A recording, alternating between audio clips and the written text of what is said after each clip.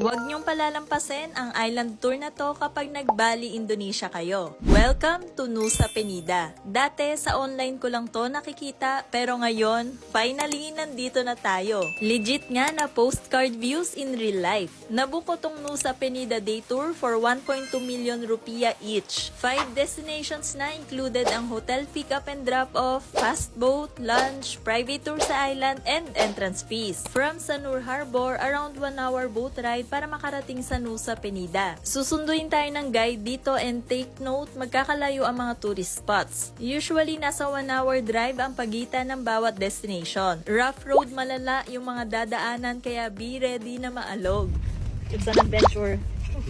First stop, the tree house. Guys, mag-warm up kayo dito dahil hindi biro yung aakyatin and bababain nyo. Medyo steep yung daan, nakakahingal pero promise, worth it naman ang sakit ng legs. If gusto nyo mag-picture sa tree house, may 75,000 rupiah fee. Ang ganda umaura dito kaya ilaban nyo ang OOTD nyo. Konting akyat pa, nandito na ang Thousand Island Viewpoint.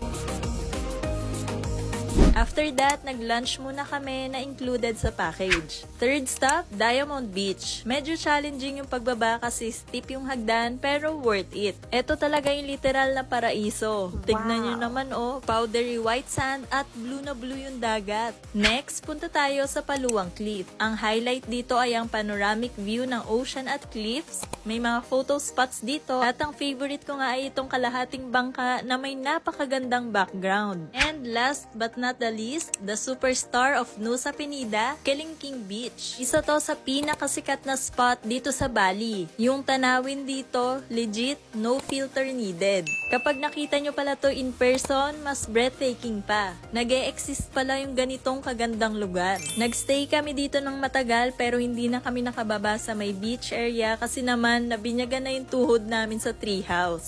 Sobrang ganda at sulit talaga ang Nusa Penida day tour. Kung okay lang sa inyo i-skip yung treehouse, pwede naman kayo mag-book ng Nusa Penida day tour sa Klook kasi usually hindi included yung treehouse sa itinerary doon. Pero if gusto nyo ng same itinerary sa amin, hassle-free tour at all-in na, message nyo lang sa IG si Kuya Gede. Sa kanya kami nag-book nitong tour. Recommended tour guide ko yan na sobrang bait. And see you sa next gala. This is Shanice, your runaway girl. Bye!